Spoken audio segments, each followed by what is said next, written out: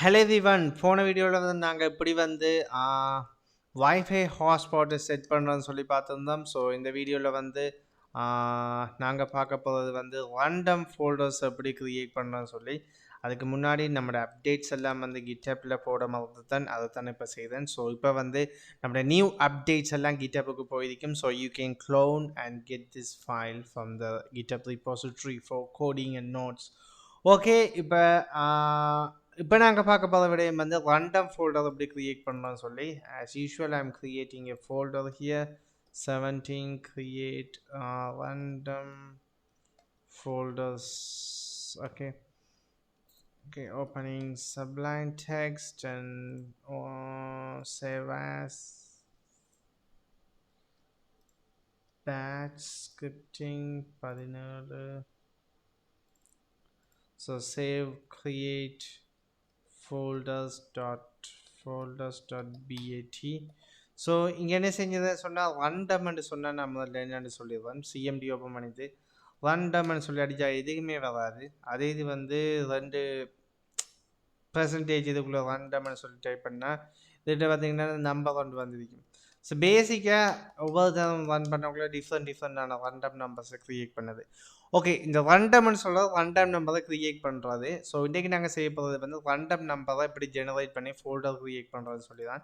சிம்பிளாக இந்த பேட் ஃபைலில் வந்து நாங்கள் டைப் பண்ண போகிற விடை என்னென்னு பார்த்தீங்கன்னு சொன்னால் echo off as usual. So echo off பண்ணிடுறேன். echo off about pause நடுவில் பார்த்தீங்கன்னு சொன்னால் like something ஓகே சிம்பிளாக போய்ட்டு வந்து எக்ஸ்ன்னு சொல்லி டைப் பண்ணுறேன். இதில் இன்னொரு வீடியோட்டையும் நான் எக்ஸ்பிளைன் பண்ணணும். go to x. ஸோ இது என்ன நடக்குமா சொன்னால் இது எக்ஸ் திருப்பி ரன் ஆகிக்கொண்டிருக்கும் ரிப்பீட்டேட்டிவாகவே, லைக் ஒரு லூப் மாதிரி.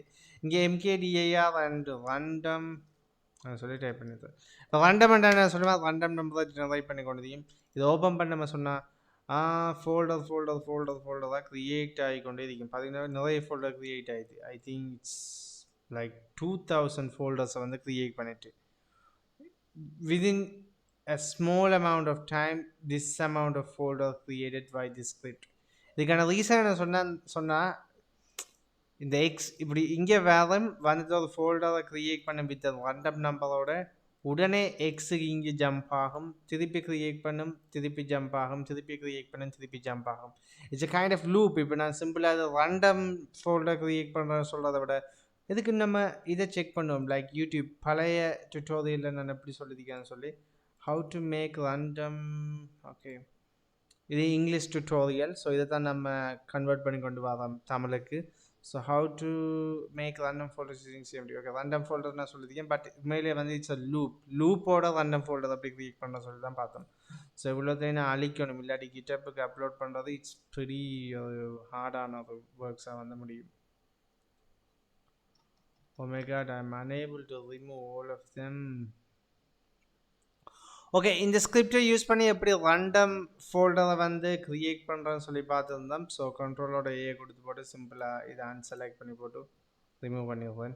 Selecting is boring.